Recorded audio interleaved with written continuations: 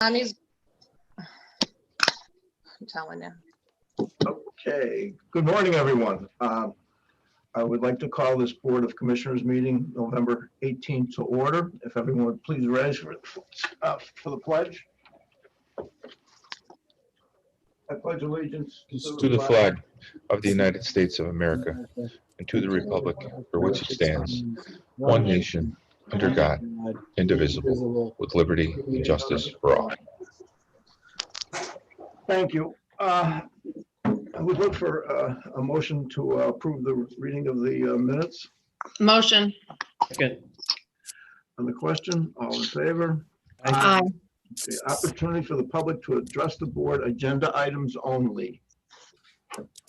No, we didn't get any agenda emails. We did receive 2 emails, but they're for later. Okay, thank you. Ordinance, first reading. 200217. Yes, Commissioners, this is ordinance 268, the first reading of the annual budget for the County of Lackawanna for the year of 2021. First reading is today, November 18th, 2020. The second reading will be December 1st, 2020. The Commonwealth of Pennsylvania Department of Community Affairs, Harrisburg, Pennsylvania, annual budget for the County of Lackawanna for the year of 2020, ordinance 268, an ordinance in the County of Lackawanna and the Commonwealth of Pennsylvania fixing the tax rate and enacting the budget for the year 2021 and appropriate specific sums estimated to be required for the specific purposes of the county government hereinafter set forth during the current fiscal year. Be it ordained and enacted that it is hereby resolved and enacted by the Board of Commissioners of the County of Lackawanna, Pennsylvania, Section 1 of the Tax B, and the same is hereby levied on all property within the said county subject to taxation for county purposes for the fiscal year 2021 as follows. Tax rate for general county purposes, the sum of 46.90 mils of each dollar assessed valuation or the sum of 469 cents on each $100 of assessed valuation. For debt purposes, the sum of 13.20 mils on each dollar assessed valuation or the sum of 132 cents on each $100 of assessed valuation. For the purposes of the county library system, the sum of 2.82 mils on each dollar of assessed valuation or the sum of 28.20 cents on each $100 of assessed valuation. For the purposes of the Cultural and Education Fund, the sum of 1.0 mils or the sum of 10 cents on each $100 of assessed valuation. Total millage for all purposes is the sum of 63.92 mils. Section 2, all prior ordinances or resolutions or parts thereof inconsistent herewith are repealed. This concludes the first reading of the budget for 2021. Anyone have any questions? Nope. Thank you. Ordinance, first reading 200230. This is ordinance 269, the first reading of an intergovernmental cooperation agreement with the city of Scranton. The first reading is being held today, November 18th, 2020, and the second reading will be held December 2nd, 2020. An ordinance of the County of Lackawanna, Pennsylvania, authorizing entry into an intergovernmental cooperation agreement and memorandum of understanding with the city of Scranton for the collection of delinquent real estate taxes. The Board of Commissioners of the County of Lackawanna do hereby ordain as follows. Section 1, recitals 1.1, Section 2303 of the Pennsylvania General Local Government Code authorizes local governments such as Lackawanna County and the city of Scranton to jointly cooperate in the exercise or performance of their respective governmental functions, powers, or responsibilities, and enter into joint agreements as may be deemed appropriate to carry out those purposes following the adoption of the authorizing ordinance in compliance with Section 2305 of the Code, C-53 Pennsylvania CSA, Sections 2302, 2303, and 2305. Section 1.2, Section 1.3-302Q of Lackawanna County's Home Rule Charter empowers the Board of Commissioners to enter into governmental cooperation agreements following the adoption of an authorizing ordinance in compliance with Section 1.3-309K of the county's Home Rule Charter, C-335 PA Code, Sections 1.3-302Q and 1.3-309K. Section 2, Intergovernmental Cooperation 2.1. The County Lackawanna County Tax Claim Bureau is a division of the Office of the Lackawanna County Commissioners established pursuant to Section 5860.201 of the Pennsylvania Real Estate Tax Sale Law C-72 PS Section 5860.201. Section 2.2, the statutory mandate of the Lackawanna County Tax Claim Bureau is the collection of delinquent real estate taxes on behalf of the taxing districts situated in Lackawanna County. See 72 PS Sections 5860.201. Section 2.3, the City of Scranton is a Pennsylvania city of the Home Rule Charter municipality and is authorized by the General Assembly to levy real estate taxes within its political boundaries. CPA CSA Sections 2901-2984. Section 2.4, Lackawanna County Tax Claim Bureau and the City of Scranton seek to collaborate and to cooperate to jointly achieve the common goal and objective of collecting delinquent real estate taxes in a uniform, efficient, and effective manner. 2.5, the City of Scranton desires to appoint the Lackawanna County Tax Claim Bureau to collect its delinquent real estate taxes, and the Lackawanna County Tax Claim Bureau agrees to serve as the City of Scranton's agent in the collection of its delinquent real estate taxes. 2.6, the Lackawanna County Tax Claim Bureau shall serve as the exclusive agent of the City of Scranton and collect delinquent real estate taxes to return to it on behalf of the City of Scranton in accordance with the provisions of the Pennsylvania Real Estate Tax Sale Law 72 PS Sections 5860.201 and the Pennsylvania Municipal Claim and Tax Lien Act 53 PS Sections 7101 as authorized by the Lackawanna County Ordinance number 16-0255. 2.7, the Intergovernmental Cooperation Agreement and Memorandum of Understanding attached hereto and incorporated in herein specifies the conditions of the agreement, duration of the agreement, the purpose and objectives of the agreement, including the powers and scope of the authority delegated, the manner and extent of financing the agreement, and the manner in which tax delinquent property shall be acquired, managed, or disposed of. See Intergovernmental Cooperation Agreement and Memorandum of Understanding attached hereto as Appendix A generally. 2.8, the Lackawanna County Commissioners do hereby approve the Intergovernmental Cooperation Agreement and Memorandum of Understanding with the City of Scranton as attached to this ordinance and authorize the Chairman of the Board of the County Commissioners to execute the same on behalf of Lackawanna County. Section 3, effective date. Section 3.1, this ordinance shall take effect 10 days following enactment. This concludes the first reading of Ordinance 269. Okay, thank you, Mr. Jeffers. Anyone, any questions? Okay. Resolutions 200235.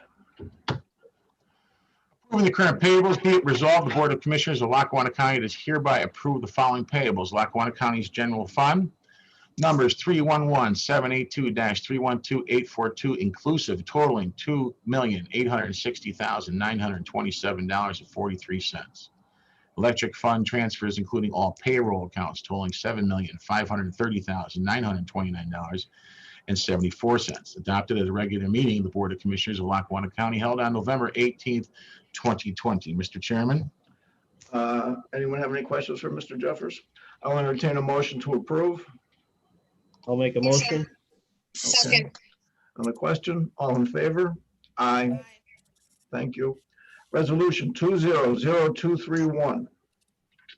Yes, Mr. Chairman, authorizing the filing of applications for local share account grants, authorizing the filing applications with the Monroe County Local Share Account Grant Program to the Pennsylvania Department of Community and Economic Development, Commonwealth of Pennsylvania, for various projects as detailed. Whereas Lackawanna County is interested in promoting economic development and revitalization within Lackawanna County. And whereas Lackawanna County is submitting grant applications to the Pennsylvania Department of Community and Economic Development through the Monroe County Local Share Grant Program on behalf of the various agencies as detailed. Number one, Jessup Hose Company. Number two, $206,784 for building addition, paving, and drainage correction. Number two, Veterans of Foreign Wars Post 25 Theater Went Scranton. $278,439, building expansion, kitchen installation, and ADA restrooms. Number three, Connell Park Little League, $21,640 equipment for field maintenance. Number 4, the Everhart Museum, $218,579 for rooftop HVAC replacement and window replacement. Number 5, Hospice of the Sacred Heart, $55,730, facility furniture and equipment. Camp Freedom is number 6, Camp Freedom, $50,818 for recreation in the multi-purpose shooting range. Number 7, Jessup Ambulance, $50,000 for power stretcher and related equipment for emergency transport. Number 8, South Scranton Little League, $459,904 for field restoration, kitchen equipment, and field maintenance equipment. Number 9, the Ronald McDonald House, $103,700 for property acquisition and demolition for center expansion. Number 10, the Women's Resource Center, $300,000 for crisis counseling center expansion. Number 11, Veterans of Foreign Wars Post 7069 Clark Summit, $44,348 for roof repair and building restorations. Number 12, Dive Rescue Specialists Incorporated, $300,000. Construction of a garage and operations building for multi-county emergency response dive teams. Number 13, American Legion 328 Ambrose Revels Archbolt, $43,830 for roof restoration project. And number 14, the Lackawanna County Health and Human Services Advisory Board, $25,000 gap funding for the ECHO project. I guess it'll be ECHO project, Senior Housing Initiative. Whereas the Lackawanna County hereby authorizes the chairman of the Lackawanna County Board of Commissioners to sign and authorize all documents and accept any awards related to these Monroe County local share account grants. And now therefore be it resolved this 18th day of November 2020 that the Lackawanna County Board of Commissioners does hereby authorize the submission of these applications to the Monroe County Local Share Account Grant Program on behalf of the above named entities and their respective projects. Adopted at a regular meeting of the Board of Commissioners of Lackawanna County held on November 18th, 2020. Commissioner is here to speak on that is our Economic Development Director, Brenda Sacco. Morning, everyone. Morning, Brenda. This resolution is authorizing the submission of the Monroe County Local Share Account Grant Program application to the Pennsylvania Department of Community and Economic Development. It is on behalf of 14 agencies, and it's totaling over $2 million in requests. The LSA grant program continues to provide support and enhance community and economic well-being for communities' important projects across Lackawanna County. Does anyone have any questions? No questions, and I'll entertain a motion to approve. Motion. Second. On the question, all in favor? Aye. Thank you. Thanks, Brenda. Thank you. Have a good day. Thank you. Resolution 200232. Entering into a contract addendum, that be it resolved that the Board of Commissioners of Lackawanna County does hereby enter into a contract addendum with Info Matrix for the Office of Youth and Family Services. Services not to exceed $400,000 for current contract period of July 1st, 2020 through June 30th, 2021. Adopted at a regular meeting of the Board of Commissioners of Lackawanna County held on November 18th, 2020. Here to speak on this, Commissioners, is Director Bill Browning. Morning, Bill. Morning, Commissioners. How are you? This is for development of an interface with our case management system with the previously approved Nexus application, which will increase efficiency and accountability as well as quality assurance within the Office of Youth and Family Services. Okay. Anyone have any questions for Mr. Browning? Nope. Okay, I will entertain a motion to approve. Make a motion. Second, Deb. Deb. Entertain a motion. Chris made the motion. Oh, second, sorry. That's I okay. could barely hear you guys on this. I don't know what's going on. All right, on the question, all in favor? Aye. Aye. Thank you. Okay. Resolution 200234. Ratify an agreement with the Bucks County Youth Center. Be it resolved that the Board of Commissioners of Lackawanna County does hereby approve and ratify the service agreement for housing juveniles with Bucks County Youth Center, term to begin immediately and expire June 30th, 2021. adopted at a regular meeting of the Board of Commissioners of Lackawanna County held on November 18th, 2020. Commissioners, also speaking on this is Director Browning. Thank you. This is in response to our need to find secure facilities for youth that are requiring a detention placement because of COVID and other issues. All of our existing contracted providers were unable to accommodate us. So this is an expansion of that network. Anyone have any questions for Mr. Browning? Nope. No. Okay, I'll entertain a motion to approve. Motion. Second. On the question, all in favor? Aye. Aye. Thank you. Thank you, Commissioner. Thanks, Mr. Browning. Resolution 200233. Amendments to the Lackawanna County Land Bank Board of Directors. Be it resolved that the Board of Commissioners of Lackawanna County does hereby appoint the following individual to the Lackawanna County Land Bank Board of Directors. Mary Jo Sheridan, City of Scranton Treasurer. Appointment by the Mayor of the City of Scranton to fill the unexpired term of Wayne Beck, 5-year term to commence immediately and expire on 12/31/2020. And be it further resolved, the Board of Commissioners of Lackawanna County does hereby amend the term of the following as per the ordinance. Al Chelik, 703 Plank Road, Mayfield, Pennsylvania, 18433, term to begin immediately and expire on December 31st, 2023. Adopted at a regular meeting of the Board of Commissioners of Lackawanna County held on November 18th, 2020. Commissioners here to speak on that is Ms. Hart. So we received a letter from the mayor of the city of Scranton regarding the appointment to Mary Jo Sheridan to the Land Bank Board. Mary Jo is filling the unexpired term of Wayne Beck, who is filling the unexpired term of Linda Abley. Now, we appointed Linda Abley to the land bank when we established the land bank back in 2015. So if you look back at the ordinance when we established it in 2015, and subsequently in the resolution in October of 2015, the term ends December 31st of 2012. So in the mayor's letter to us, she's requesting that the term expire in 2024. We would just need another letter from the mayor's office asking for Mary Jo to be reappointed come January, since the term is still an active term right now. Okay. Anyone have any questions for Ms. Hart on that? No. Okay, and the Al Chelik appointment? I was fixing the term on that myself because I didn't properly read the ordinance a couple years ago.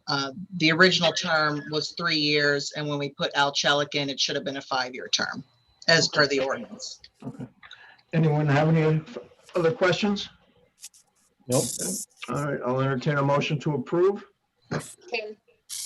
Second. The question, all in favor? Aye. Aye. Thank you all. Opportunity for the public to address the board. Ms. Hart? Okay, the first one is from Michael in Clark's Green. He said, hello, I would like to address the mail-in ballots. Can you publish a list of all of the names and addresses of everyone in the county that received mail-in ballots? How many ballots were sent out and how many ballots were returned? I have heard of many instances where people and households received multiple mail-in ballots. Do you have any checks in place to verify someone did not send back multiple ballots and they were counted twice? Also, if someone received a mail-in ballot and showed up at the polls to vote, were they allowed to vote if they did not surrender their ballot at the poll? I think we'll have to go through those one at a time, but here to answer those questions is the solicitor for the Bureau of Election, Don Frederickson. And the short answer is yes, we do have checks and balances in place, but Don will explain further. Great. Thank you, Commissioner. That's correct. We do have checks and balances in place to make sure nobody votes twice. To answer his first question about a list of individuals who received and voted by mail-in ballot, the list is available. You have to file a right to know request through the election, through the county, and we can provide that. There may be a charge because it's an extensive list. There were there's almost 50,000 mail-in ballot applications received, and 40 42,000 plus were received back and processed through the Election Bureau. Now, to answer his question about multiple ballots are not sent out. I think is what he's referring to are applications.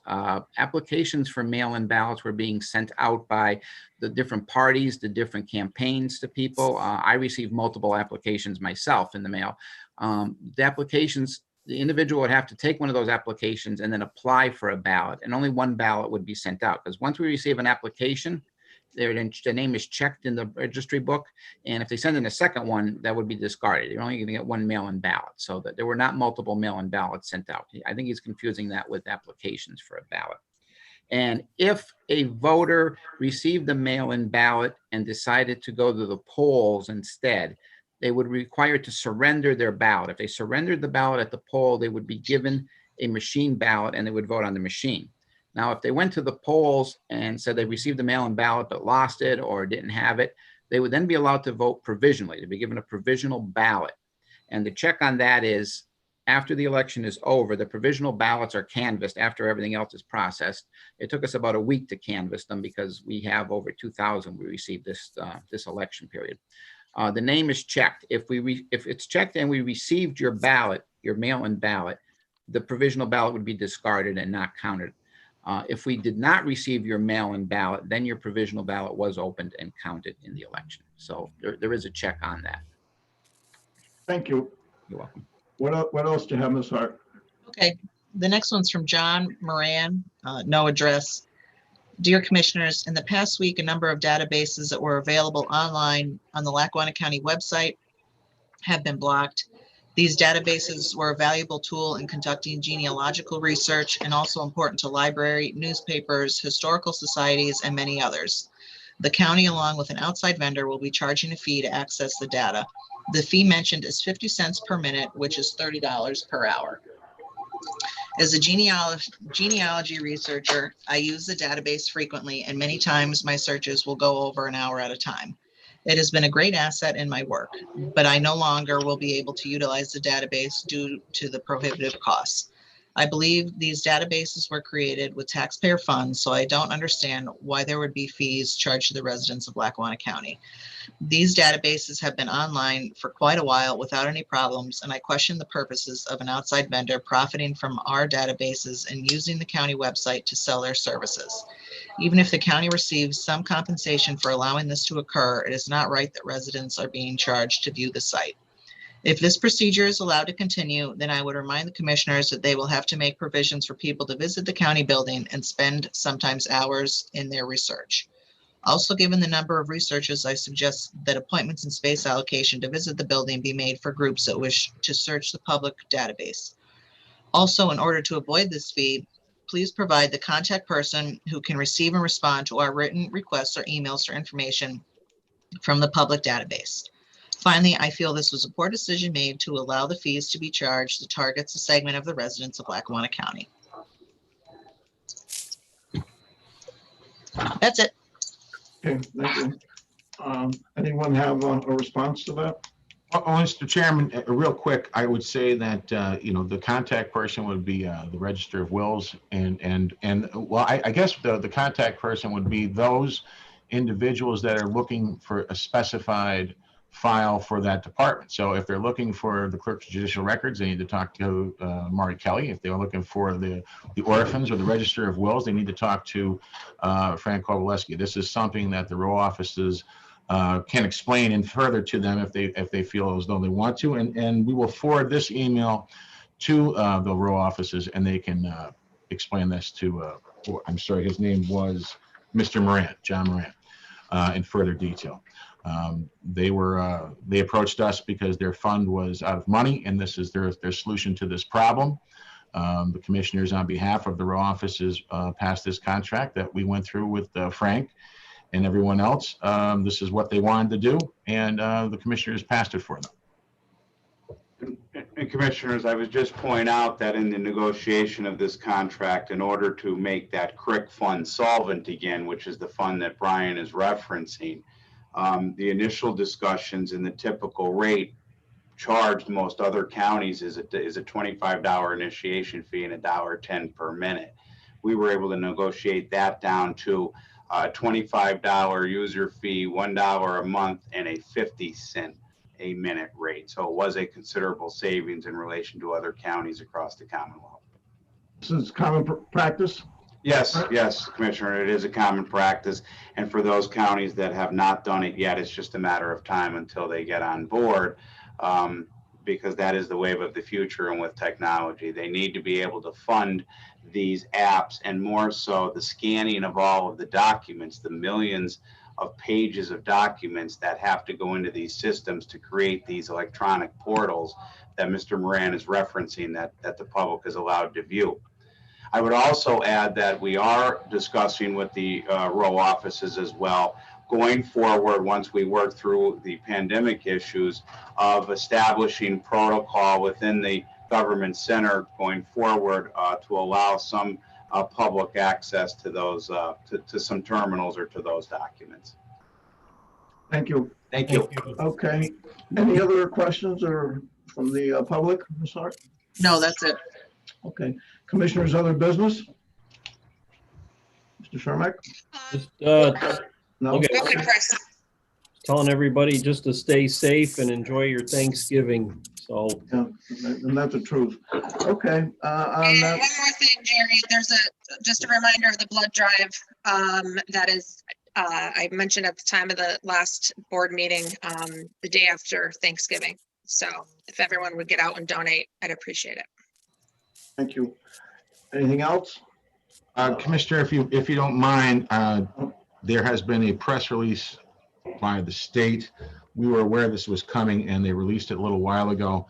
The Department of Health contacted the commissioners last Tuesday on November 10th about putting in a testing site in Lackawanna County.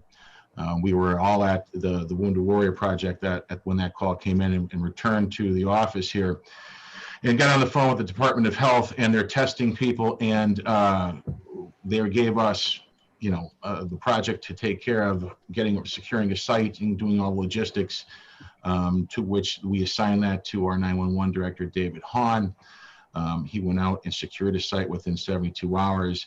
And with that, held a meeting at the 911 center on Monday with the Dixon City Police Department and their borough manager, our Sheriff's Department, Pennsylvania State Police, PennDOT, and the AMI testing firm that has been contracted by the state.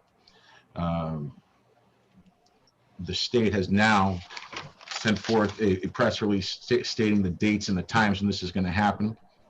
This is going to happen starting this Saturday, Sunday, and Monday and Tuesday for 4 days straight, from 7 a.m. to 6 p.m. at the old Kmart parking lot on top of Dixon City Hill. Dixon City Police will have and be in charge of the traffic control, as well as PennDOT with their mobile messaging signs. Our sheriffs will be in charge of security up on top. The testing program is run by AMI Health. They were contracted to do 440 tests per day. That's not 440 vehicles, but it's a 440 tests. So if they hit their 440 mark per day during any time of these 4 days, they will stop the testing at that moment of time. So it could stop at 1 p.m. It can go all the way to 6 p.m. They believe that the first 2 days will be the busiest and the second 2 days will be the slowest, obviously.